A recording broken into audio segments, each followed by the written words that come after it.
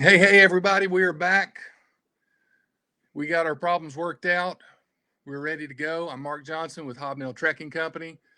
I'm uh, tickled to be here tonight to talk about a great trek, exciting trek. I want to welcome you if you're here live and you've hung with us for a few minutes to get over our technical difficulties. I appreciate that.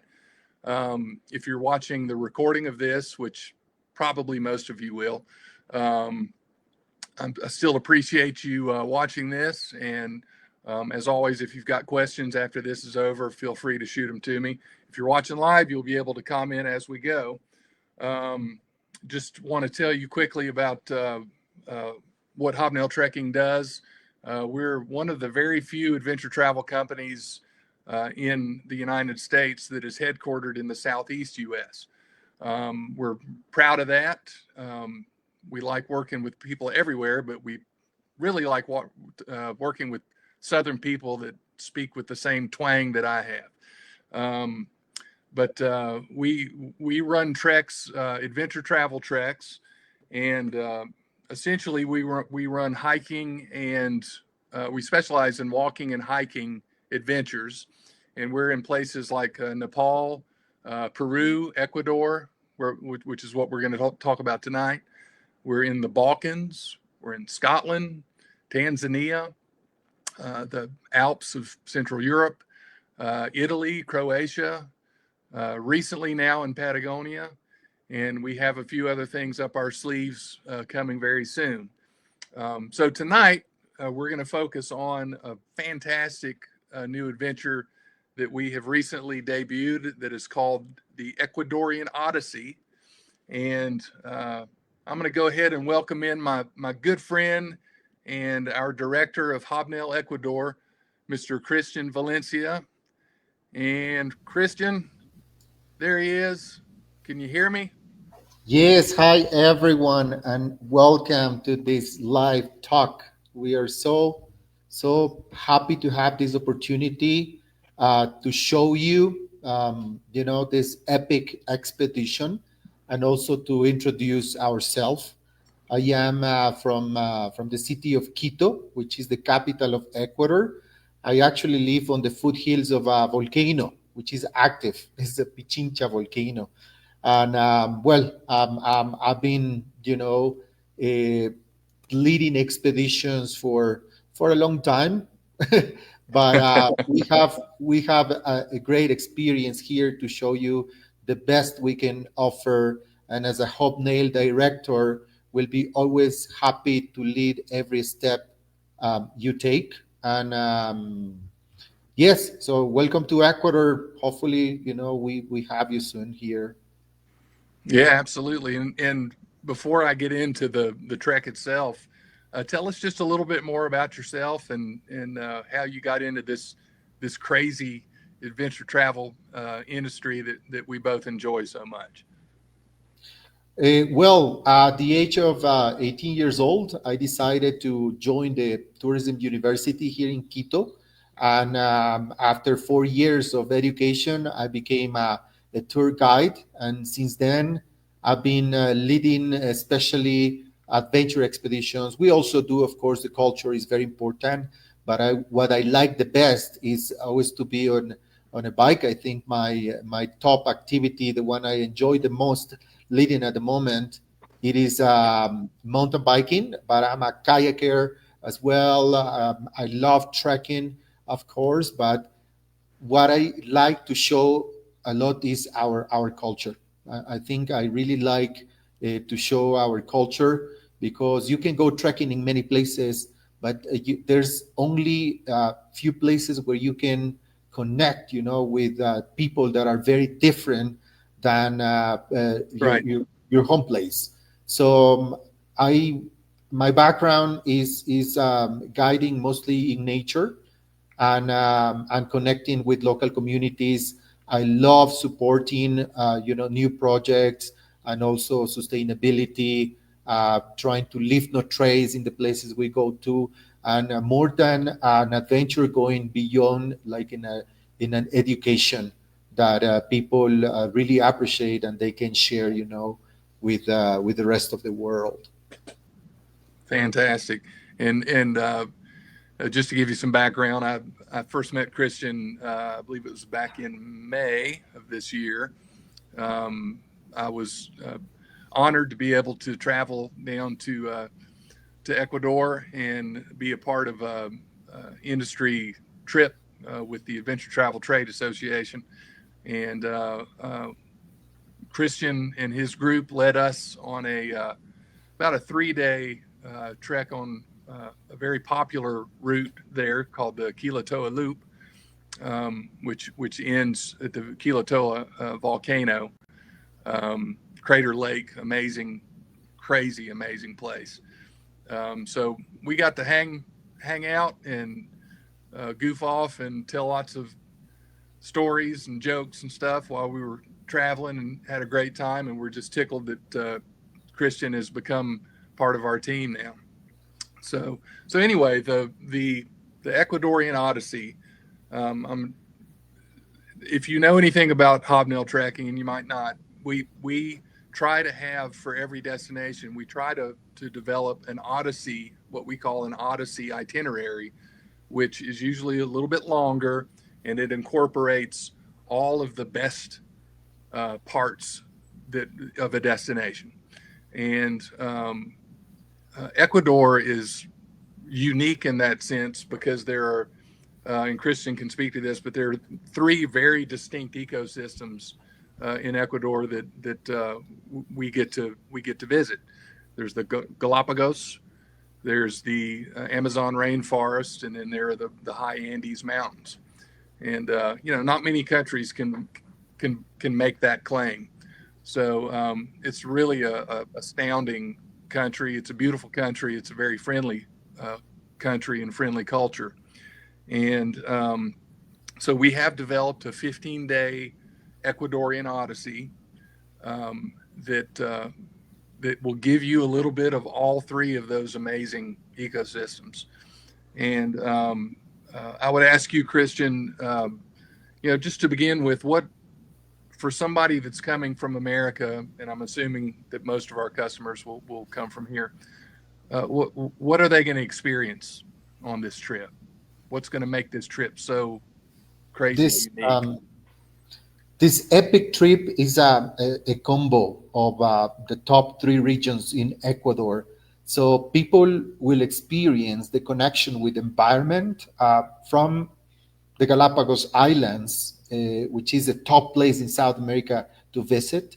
It's a wildlife sanctuary. So imagine yourself just swimming next to turtles, penguins, and trekking to active volcanoes, and then having some ceviche, fresh fish on the islands, and suddenly just traveling to the Andes. And in the Andes, trekking around a Crater Lake, which has turquoise water, is also an active volcano.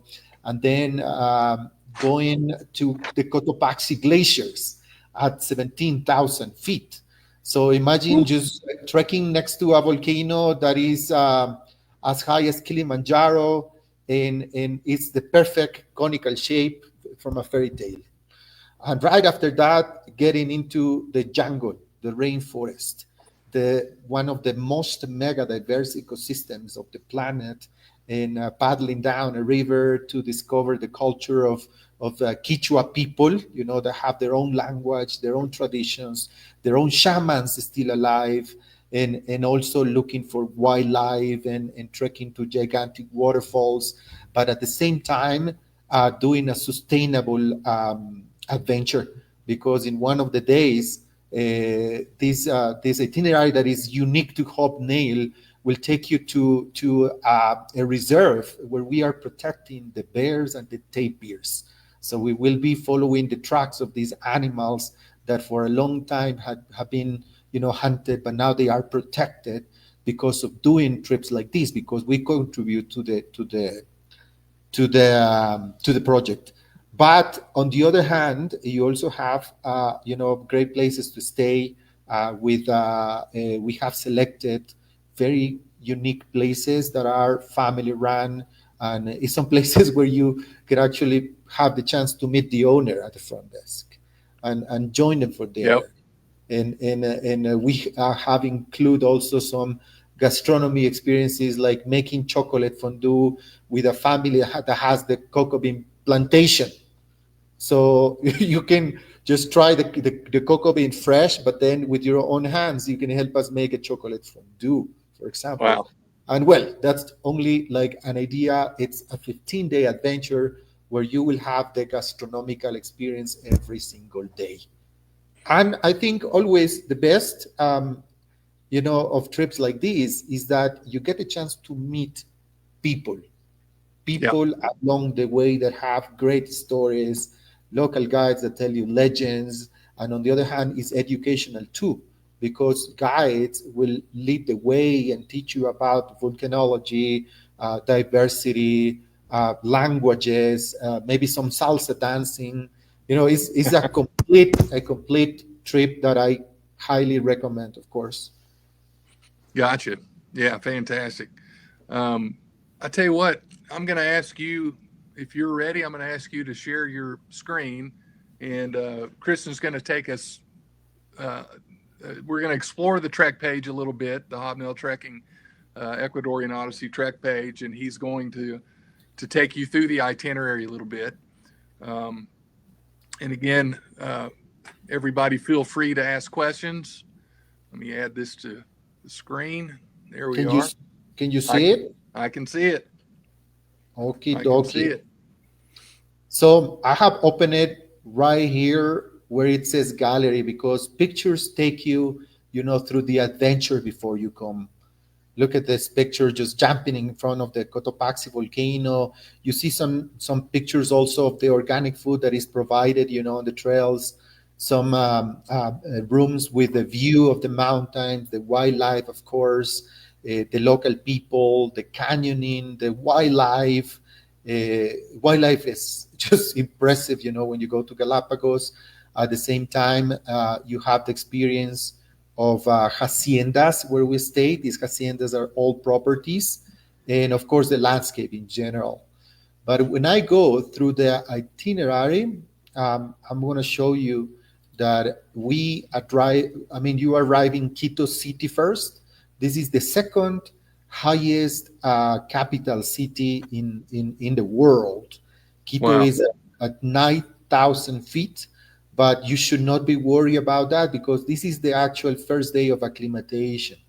You can come a day or two early just to get used to for the elevation. But Quito, it's high in elevation, but is a UNESCO site. You have some time, depending on your flight arrival, just to explore by yourself. And the airport in Quito is located 45 minutes. So our guide will be, ready to take you to the hotel, and then you have time to explore the colonial city. There's chocolate factories. There's botanical gardens. There's a gondola that takes you to the top of the volcano. It's just like the first day, just to warm up. Absolutely. Yeah, and that uh, what'd you call the thing that takes you to the top of the volcano? The Teleférico, in yeah, Spanish, teleférico. yeah, that was broken when I was down there. So I want to send a complaint to whoever uh, scheduled those repairs when I was there because I really wanted to do that. And I didn't get to. Well, it's working now. I guarantee Okay, it's good. working because I go there at least twice a month because the gondola or cable car has a rack for bikes, and then that's my hobby. So I go gondola up and then just ride down. Right now. So Yeah. it's working. Awesome. It's working. All right, good. Uh-huh. Then the second day, we travel to the Galapagos because we want to do kind of the low elevation activities first because every day of this trip is like a training. Hmm. Uh, so we travel to Galapagos and look at that what it says and hike to the giant tortoises. Galapagos is not, very close.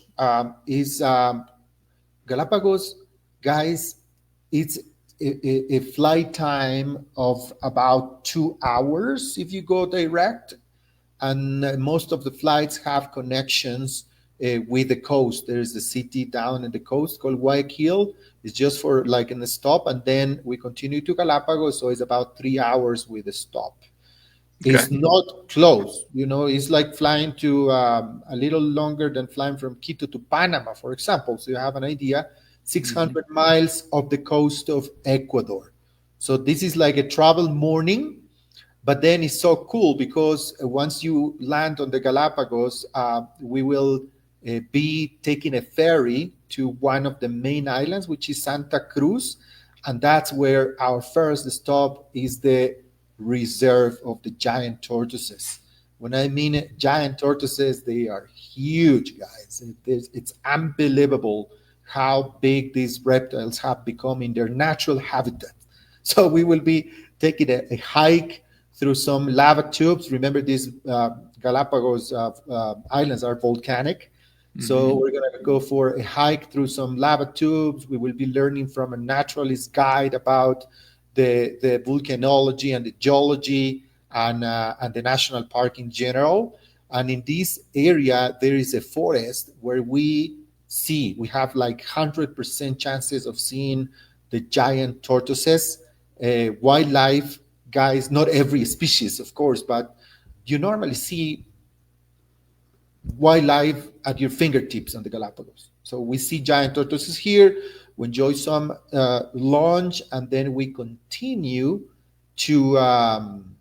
we continue to the town because this is like in the highlands of the Santa Cruz Island, and we continue to the town of Puerto Ayora because this Puerto Ayora town is the largest town you have in the Galapagos, and it has great vibes, like island vibes, some kind of boulevard with good pubs, and also we have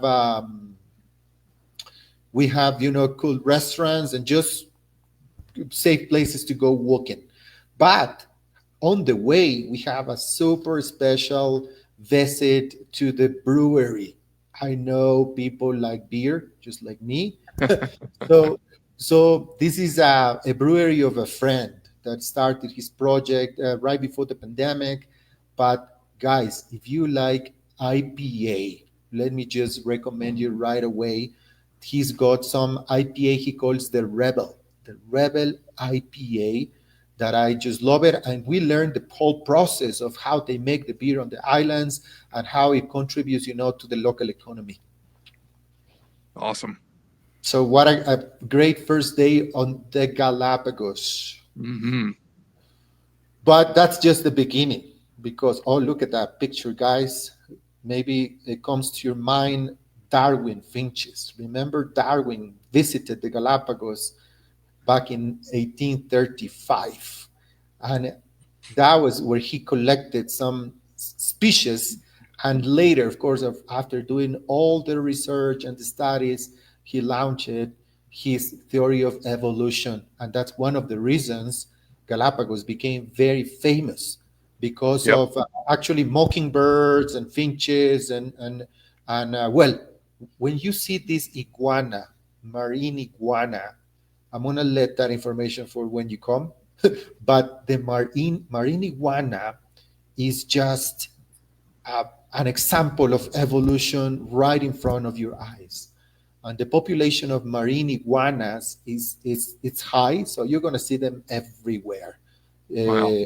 The wildlife on the Galapagos, these kind of animals, don't run away like in other places.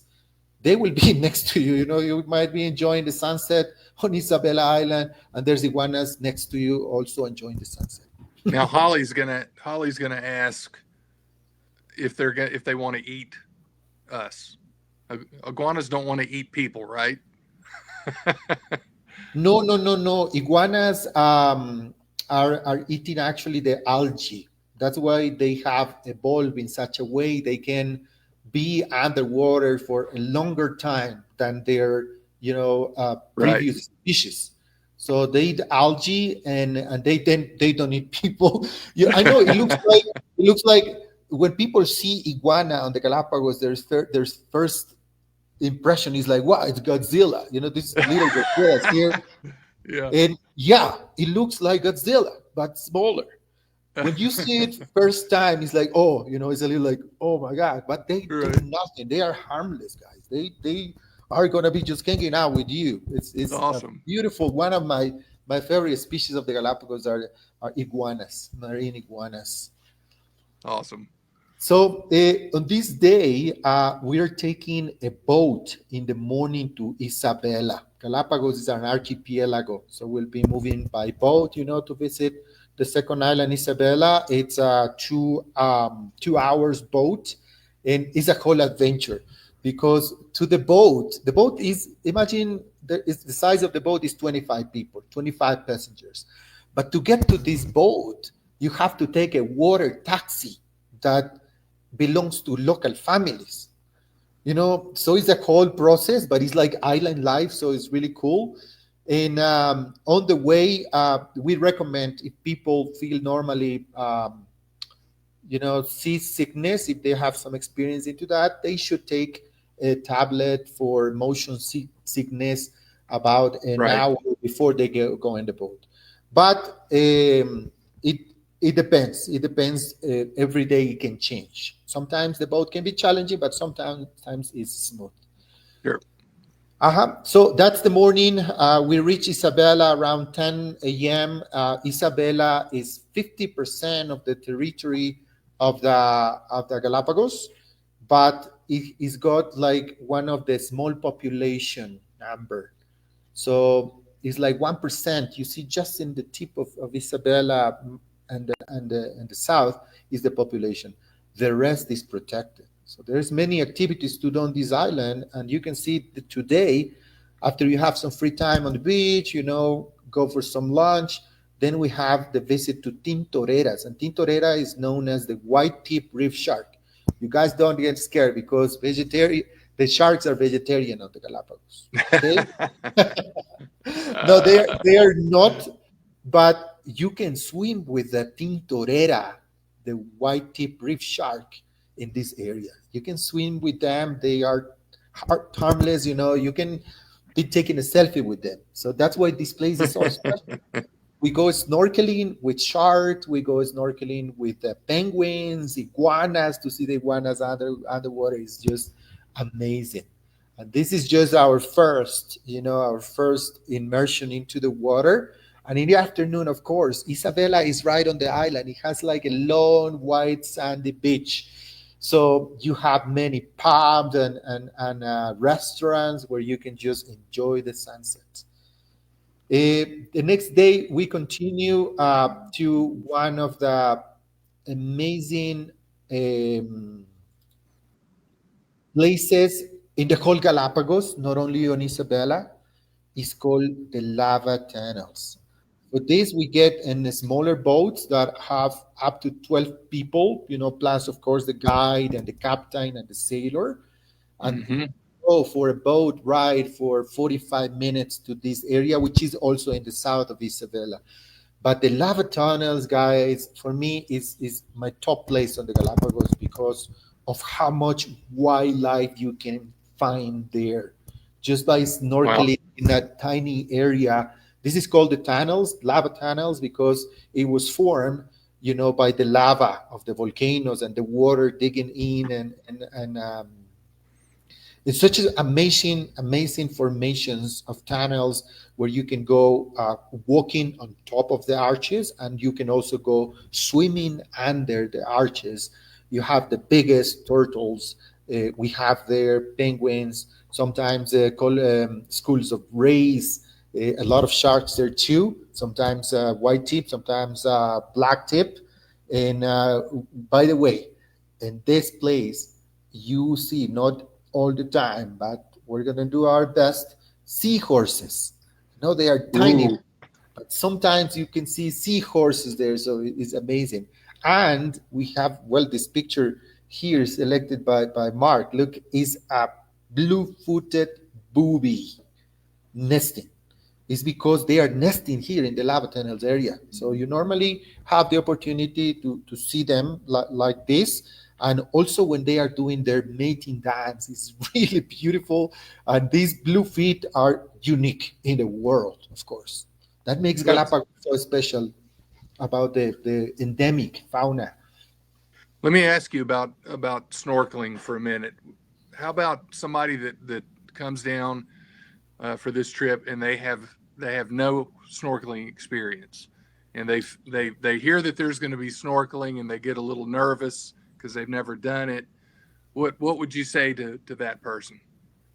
I would say that they can go with no experience Hmm.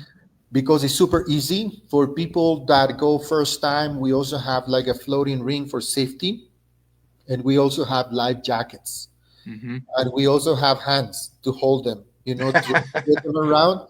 Yes, I remember when I did this trip for my family the first time. I don't know, maybe 6, 7 years ago. My daughter was like 3 years old, and it was her first time. First but not last. She just enjoyed. She didn't want to come out of the water because of being, I bet. with the turtles and the penguins. So, but the boat is always closed.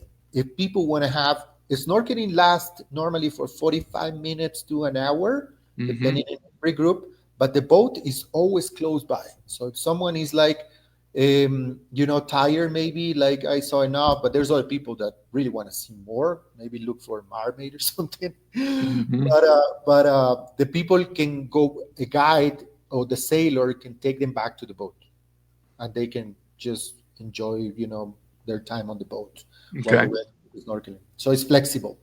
got it. Mhm. Excellent. Okay. Oh my God. The next day, guys. By the way, Isabela, before I finish the first days, Isabela is one of the youngest islands of the archipelago. And next, we take a flight to San Cristobal. So imagine there's a difference of about 4 million years from Isabela to San Cristobal.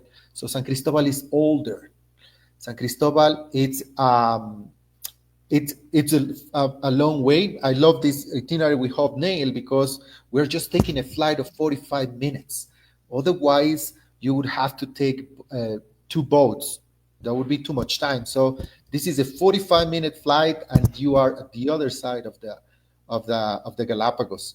And of course, we're going to do some hiking to there's like a lookout. The hiking is about 45 minutes into a dry forest, and then you can see in the picture here, we have a Charles Darwin monument with a sea lion too, because that's where you can see the Darwin Bay and the frigate hill. We call this the frigate hill because there's a lot of frigate birds. And And just so yes, everybody knows, just to break in, all of these, any of these internal flights are part of the trek cost. So all of that uh, will be included in your trek price. Yep.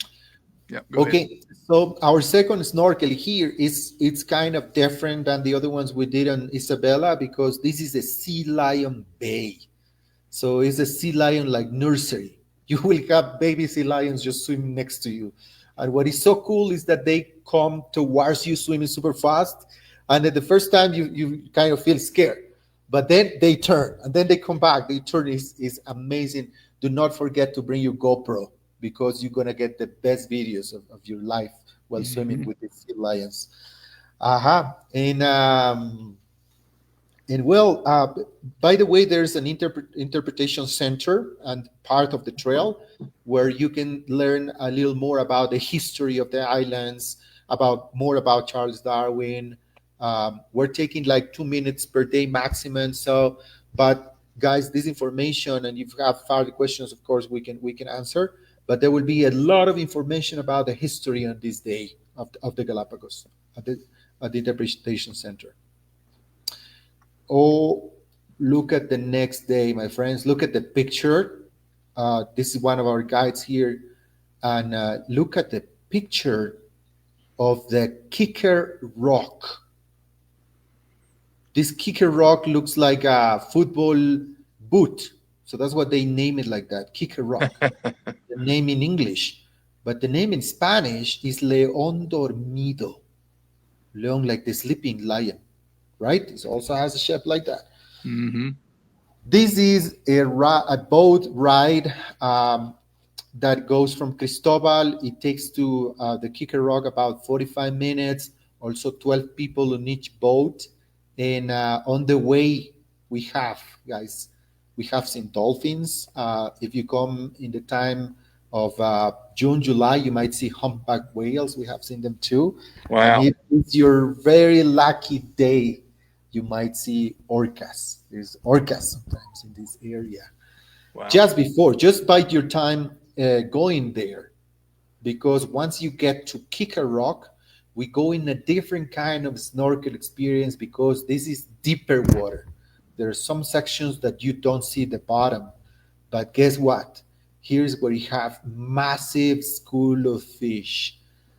What is the best of this snorkel in my experience? Well, besides hammerheads that sometimes you see them, but you just see like millions of fish. And when you go snorkeling, and if by this time after 4 times snorkeling, you will be able to go dive a little bit and go through the fish, and you can make like a tunnel. It's epic to see that in a video, because you go swimming through the school of fish, and then they make a tunnel for you. Super beautiful, super Amazing. beautiful. Sometimes hammerheads, 50% chances of seeing hammerheads. They Hmm. are also harmless, guys. The places we take you to are safe places, of course. We would never put anybody under risk. So when I talk about hammerhead sharks, we have selfies with them. We have taken, pictures with them. It's totally fine to swim with them. Excellent. And by the way, this activity of snorkeling is combined with some time on a close by beach that is always white sand, Long Beach, where people have free time. People have free time to just walk or to relax or do more snorkeling if they want. When we do these boat tours, lunch is on board. So the sailor, the captain, amazing teams, they will be preparing some food for the participants. We have water too. We have surprises too for you as well too. Yeah. We like surprises. Yes. That is our last big activity on the Galapagos, because the next day we do take a flight from San Cristobal to Quito. This will be in the morning, so arriving to Quito in the early afternoon, and we'll be traveling for about 2.5 hours Latino time. So that probably is 3 hours for you. but guess what, guys? On the way to Patate, we have a stop in the ice cream town. So it's a special ice cream. They make it only in this area. I give you I'm that. assuming that's the same ice cream that we had when I was there. Exactly. Yes. Yeah. Exactly. Oh, Remember it's that so ice good. cream, natural flavors of tropical fruits on the way. Fantastic. But we will Yeah. be getting, look at this is a picture of the hacienda we're staying over there that belongs to a family that has, a working farm in the area. And the building has this style of I would say, a colonial style. So you have rooms with chimneys, and you have a view of the Tungurahua volcano. And this is a fantastic base, because we will be doing the trekking right from the hacienda. Well, we have to drive it only a few minutes, and then we do the trekking the next day. So this is only a travel day, basically, and getting to the hacienda. Uh, Look at the next day, my friends. We have this spectacle bear. Is the only bear species we have in South America. It's been an endangered species, but with these projects, we're helping to protect the reserves where they are living. This bear used to be hunted very much, but nowadays, because of ecotourism, we're protecting big areas where they can have, a safe life, we can say. But there's tapirs also. I don't know if you know tapir, but tapir is related to the horse. It's big, talking about as big as a bear almost. It's like 450 pounds with a kind of long nose. And is living in the forest because it's herbivorous. It's eating plants only.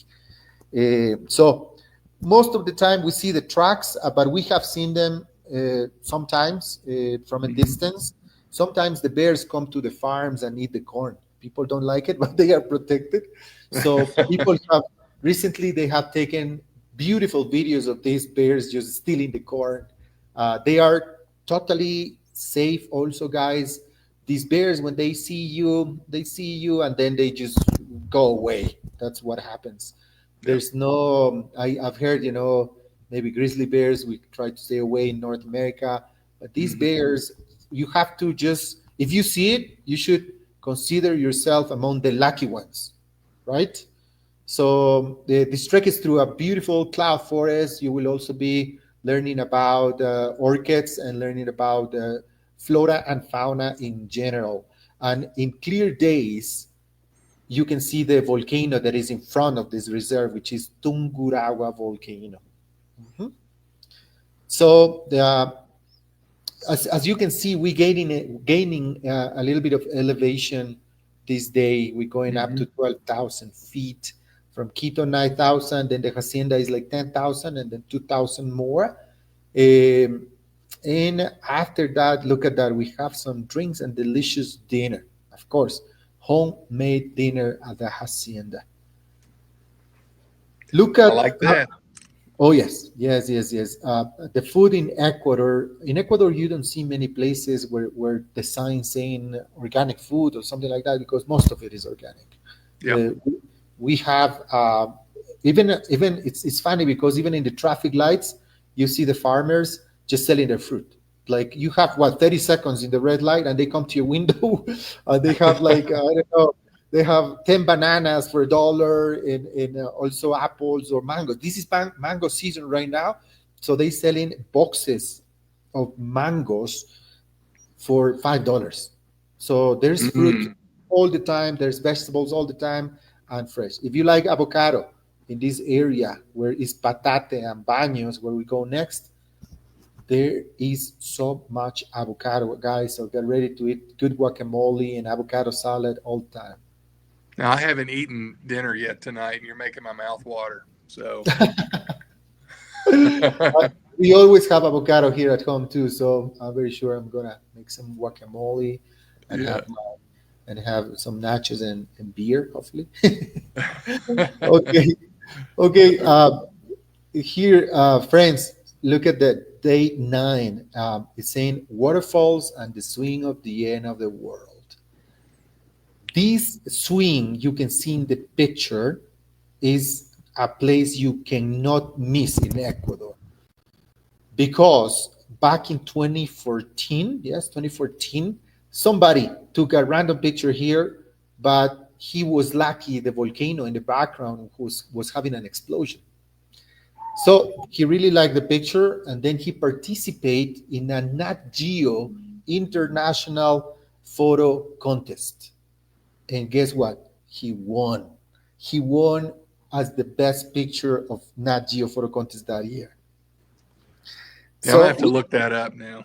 yeah, we can take that picture for you, and it's a really cool area because from there is like a lookout also, and belongs to a local family. We always like to go to places that are run by local families. So they have changed the ropes now, so it's good. When the picture was taken, nobody. I mean, very few people were going there, but now it's big, so a lot of people go. So the ropes are better, safety's better. It's cool, very cool. But look at the picture; it's amazing. So that's the swing of the end of the world, and then we have waterfalls, because in this area we have a place that is called the road or the route of the waterfalls, because you are stopping many waterfalls on the way, and do a small tracks, and you can do cable car ride, and you can also do an optional zip lining if you want to do that. And this day we'll be going also to well, not to the volcano, but you will have views of the active Tungurahua volcano. And by the way, Christian, some of these you can click on that picture right there and make it bigger if you want to show. Oh, look at that. Yeah. Nice. Super nice. Beautiful. Okay. So after this, the next day, oh, no, no, no, no. Look at this. I almost missed this part. We continue to Baños where later we will go into volcanic hot springs. And then we go to the brewery for beer tasting. Okay, this is also a top section of the trip. Look at that. After doing some hiking, the swing of the end of the world, then checking at the hotel. The hot springs are walking distance from the hotel. So we go walking to the hot springs. This water is really hot, so it's super, super healthy. Hmm. It actually is known for helping you to release the toxins. And it's just good to recover as well because we're doing an adventure trip. So, and it's where the locals hang out normally too. So we do the hot springs and then go back to the hotel. And after that, we go to the street where we have all the pubs and the bars and the restaurants. We have 3 breweries there now, and we will do the beer tasting in all of them. And a yummy dinner. I love it. Awesome. Yeah. Oh, but look, every day gets better. That's the only or the best part probably of the trip is that every day gets better and better. Look at Hmm. this, the river we will be kayaking. As you can see, you don't need experience for this. There will be a safety talk before getting on the inflatable kayaks. We Hmm. have in this picture, look at, there's also a stand-up paddle boarding because it's optional. If people have more experience, they can do it on a board. Otherwise, they can Hmm. do it in kayak. Kayak can be for single or for 2 people, but the water is flat. It's a class 1 with a few small rapids that are super fun and safe. There's chances for the people to in some sections there's like river banks where we take a break and go for a swim, going down the river, also looking always for wildlife. There's toucans that live in these trees and in the water sometimes, not every time, but sometimes you could see river Oh, yeah. otters and well, sometimes even monkeys approaching, to these trees, depending in the season. In the season, January and February, there's a lot of beans and fruit growing in these trees. So that's when the monkeys are coming out of the jungle, instead of jungle, and eating the their food, their beans and Hmm. fruit. Hmm. So this day we go to visit an indigenous Quechua community. The access to this community is only by water, so it's the best way to go, also to save our footprint, or the carbon, just the carbon emissions. This day we just Hmm. go paddling. We're not going by car or by motorized canoes. We just go paddling. By the midday, we stop at the community. They will have a traditional lunch for us, a lunch that is 100% from the jungle. So there's normally fish. Sometimes there's like mushrooms. There's hearts of palm for vegetarians. They Hmm. make salad. They make their own chocolate too. So there's chocolate, there's papaya, there's pineapple normally. So it's like a buffet, but it's something traditional 100%. This day we'll have the chance also to visit the leader of the community, who is a shaman, and she's a woman shaman that has a lot of power, and she will be sharing, information about culture and traditions. And guess what? We will also be visiting the school. Uh, in this school, we normally go to teach the kids a little bit of English, and then they come out. We play soccer with them. It's a super fun moment with the community. Yeah, that's great. Mhm. Fantastic. And in the late afternoon, we will travel to the lodge. In this lodge, it will be also in the forest, but every people will have their own cabins. There's a pool, there's a jacuzzi, so it's great time to relax. The next day, guys, we go visit another community of indigenous people that belongs to a friend of us, Jungle Boy. His nickname is Jungle Boy because he's the Jungle Boy. That's the best description. Look at he's in the picture actually here in his backyard because this is their backyard. They take us canyoning in their reserve in the backyard through this beautiful canyon, pristine forest, and the canyoning. This picture shows what it is. We'll be walking on water. We'll be wearing rubber boots that we provide and also helmets. And Hmm. we'll be walking in the woods and then climbing some small waterfalls and making a loop of about 3 miles. But it's basically the whole morning will be enjoying this canyon, hopefully finding some wildlife. And this family, um, this family has a shaman also. So the shaman believes a lot and always tells us that every waterfall is a purification, bath we take. So believe me, every time I do this canyoning, I feel lighter, I feel stronger. It's so great to do this activity, guys. Naturally wise, but also like the culture and the power of the shaman that is telling you that in these waterfalls, you're gonna get purified. And let me go back here.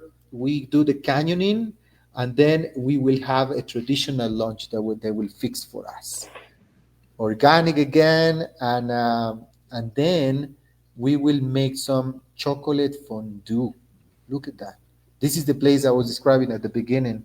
They have a cocoa bean plantation, but they will teach us how to make a chocolate fondue and enjoy it, as a dessert.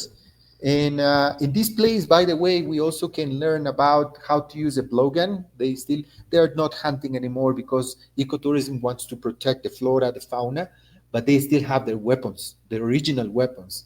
So we will try maybe bring a volunteer of the group with a tomato on the head. I learned how to use the blowgun, guys. They have the darts and all these techniques that are epic. So it's Yeah, a big day. somebody's gonna have to drink some of that Galapagos beer before they put the tomato on the head. Exactly, exactly. Yeah. So yeah, after that we go back to the lodge, same lodge of the previous night, and then look at that. We continue going back to the Andes. So by the way, the area we are in the jungle in the Amazon is about 2,000 feet only. Then we start climbing back again to the Hummingbird Reserve. This is at 10,000 feet. In this place, guys, is the cloud forest. The cloud forest is known for having such a big number of bird species, including hummingbirds. In this place, you sometimes see other species too, but hummingbirds are really special. They have 20 plus species of hummingbird. I don't know, Mark, how many species of hummingbird in the US? There's probably, I'm gonna guess there's probably five or ten species Okay, in the U.S. and in the southern and eastern part of the U.S. there's really just like two. So, okay. yeah, the ruby-throated hummingbird is the one that's here in the southeast. All right. Here in Ecuador, we have over than 100 species of hummingbirds, and they are so concentrated in the cloud forest. So we will Hmm. go this day, for people that love taking pictures of birds, it's super easy because they will be like in a flower garden in the reserve. Super easy to see them. But over there, we'll do some short hiking, try to look for other birds, sometimes toucans, sometimes trogons. There's the quetzal that lives here too. And well, after that, we continue to Cotopaxi National Park area, just area.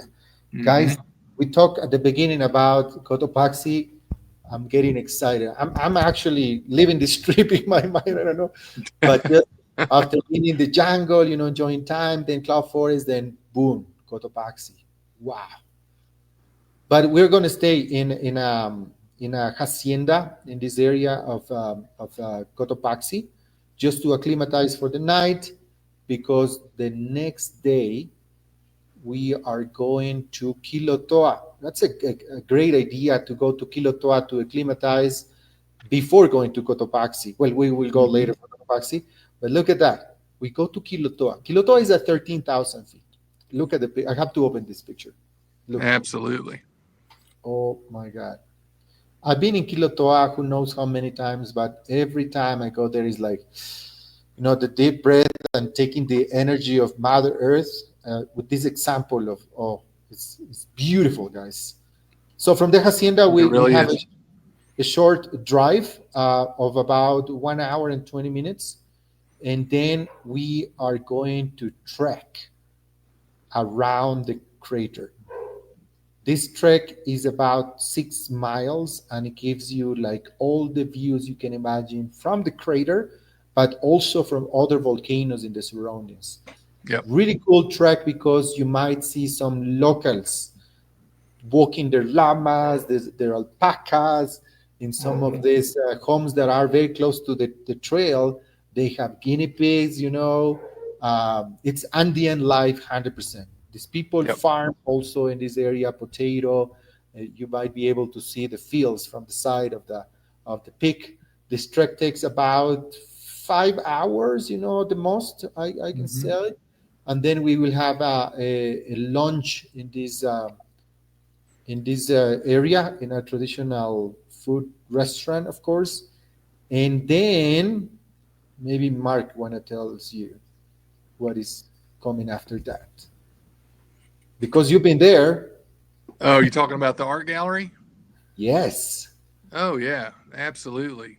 We so when I was there, we did parts of the Kilotoa Loop. We did about probably half of the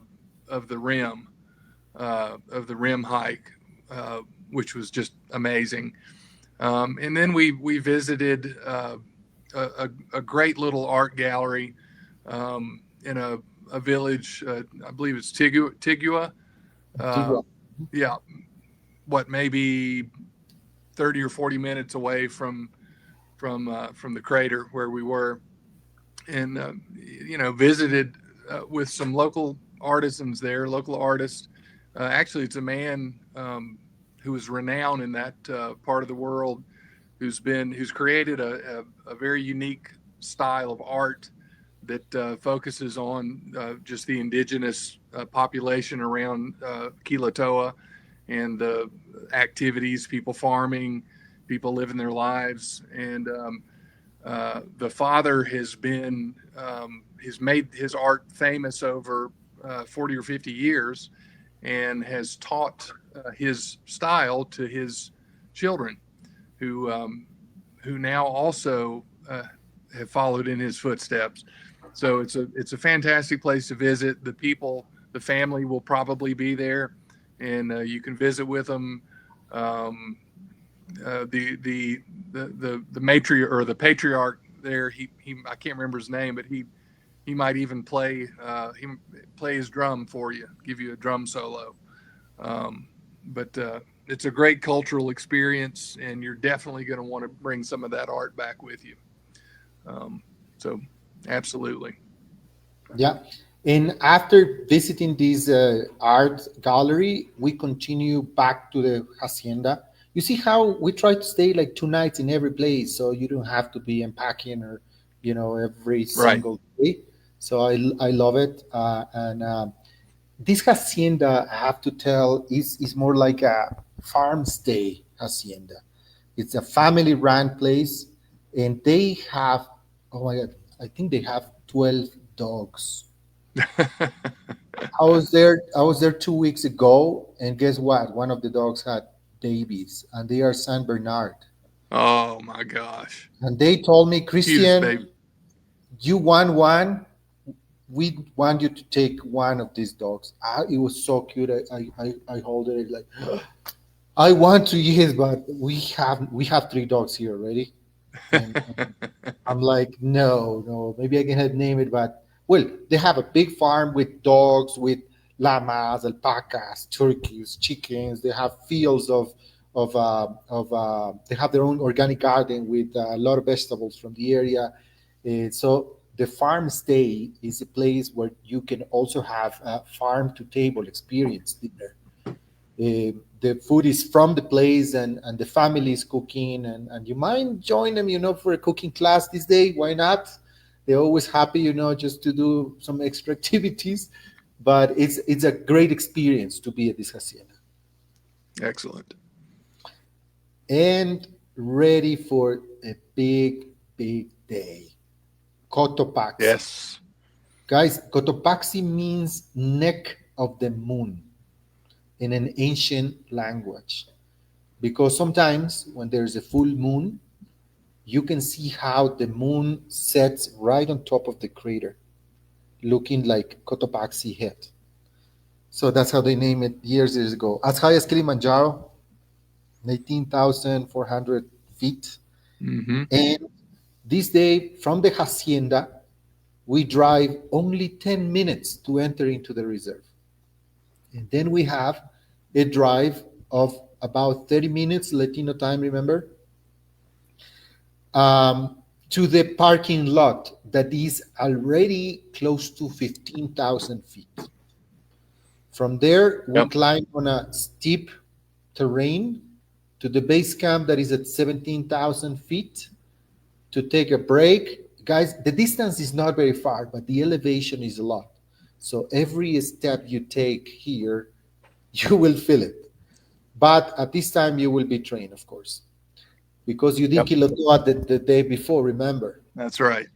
And in the base camp, people can use the facilities, have some coca tea, to recover quickly. And then we continue to the glaciers, where you can see. Let me open the picture. This is the base camp on the right. Mm-hmm. The trail to the glacier is this one to the left. So going to this area more or less, close to 17,000 feet. For many people that come visit Ecuador, that's like, wow, it's a new record, 17,000 feet. Absolutely.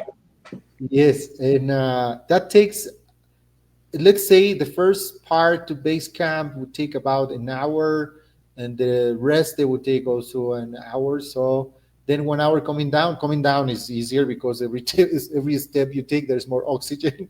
That's right.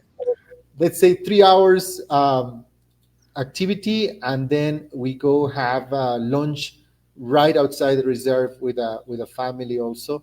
This day people have the opportunity to try some guinea pig if they want, because guinea pig is a traditional dish in Ecuador.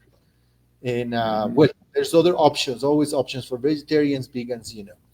And then in the late afternoon, we will be going back to where we started at the beginning, which is the Quito city, my city. That's a great itinerary, people. We're so excited about this. And Christian, we're about to run out of time here, but I wanted to just throw a couple quick things at you here. So, um, from a fitness level and intenseness level, you know, how tough is this itinerary? Uh, what kind of training needs to be done for this? We consider this trip as a moderate, like out of five, three. But the good thing is that this expedition is led by professionals. Yep. So people will be giving you safety talks before doing every activity, what to do, what not to do, and there will always be helping you. And Mm-hmm. there's also a plan B in case someone, is feeling the elevation. Well, the hacienda is right outside the reserve, and you can, stay at the hacienda with no problem. By the base of the volcano, there's other trails at 13,000 feet. I go straight to the volcano because I think that is the most challenging, activity, but is the most epic day of the trip, in my opinion. So we leave it at the Mm-hmm. end. And then for canyoning, canyoning involves some climbing up to waterfalls. So there's also plan Bs for people that don't decide to do that, can do just a jungle walk, which is also epic, but moderate. I would say like right in between. It's not challenging crazy, but it's not super easy. It's an active adventure. Gotcha. And I've got a big list of questions here, but I'm going to skip through most of them. Um, we get a lot of questions about high altitude trekking, and acclimatization is always it's always an issue when you're getting up above 9-10,000 feet. So talk a little bit about how we're going to acclimatize to do the Kilauea Loop and to do Cotopaxi. So after coming from the Galapagos, remember we go to 8,000 feet. And then we do activities going up to 12, but then the next day we go down to 6,000 feet, which is Right. Baños. Hmm. So this is the best way to acclimatize. You go up, but then take a break down. Right. But and then we go down to 2,000, but then we go up to 9,000. So we'll be Hmm. giving our body chances to acclimatize at high elevation, but then let's give our body a break of a Yep. night. And then we continue. And then, of course, after being in Baños and the Amazon, we continue to 9,000. And then the Quilotoa Loop is the best to do before Cotopaxi at 13,000 feet. So by this point, people will be strong. People will Yep. be strong. But if there's any, you know, altitude symptom, there's always a coca tea available, Hmm. and there's always flexibility as well. This is not a competition, it's a trip to enjoy. So Exactly. if it takes the double time, it doesn't matter. We go step by step, it doesn't matter. We'll be there to give, you know, the best experience possible, and safety. Always safety is always first. Absolutely.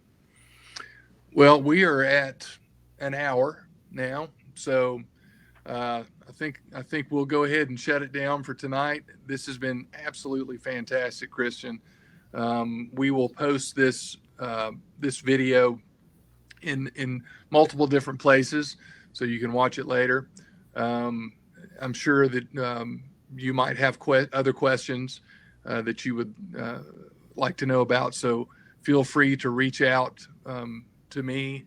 And if I don't know the answer, Christian is just a quick phone call away, and we can get those questions answered. But to everybody that's watching this live and that is watching it later, thank you very much for being here with us tonight. And we always say, keep on trekking and keep on doing epic things. You know, don't wait. Don't wait until the time is perfect. The time will never be exactly perfect. The perfect time is now. So get out and do these things and make these amazing memories. Christian, thank you so much for spending time with us tonight. And everybody, we will see you soon.